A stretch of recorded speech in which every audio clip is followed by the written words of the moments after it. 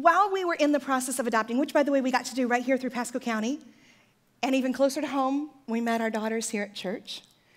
God was pretty amazing.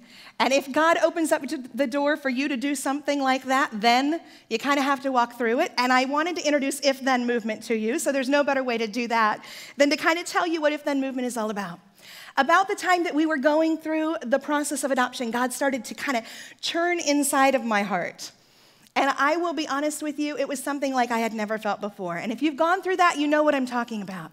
You know what that kind of is when God is stirring, but you don't know why he's stirring. And at the same time, one of my best friends, Cheryl Frazier, was having that same exact thing going on in her heart. And as we got together and we prayed, and we said, God, what is it that you're trying to get us to do? What is it that you're bringing to our attention?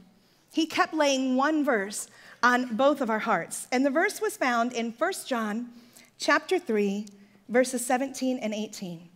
And it says this, it says, suppose someone sees a brother or sister in need. Well, we were looking all around the world, and there were lots of needs. There's 7 billion people in the world. And is able to help them. If he does not take pity on them, how can the love of God be in him? Dear children, don't just talk about love. Put your love into action. Then it will truly be love. And we looked at that verse and we kept seeing the if and the then, and the if and the then. And we realized, you know what? Every single moment of our lives is an if-then moment.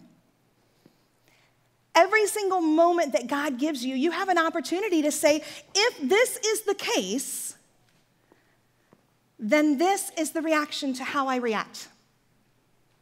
Whether it's positive or negative. Every moment that God gives you is if-then. But it didn't stop there.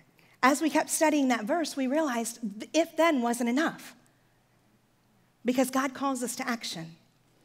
And so we said, okay, God, what is it?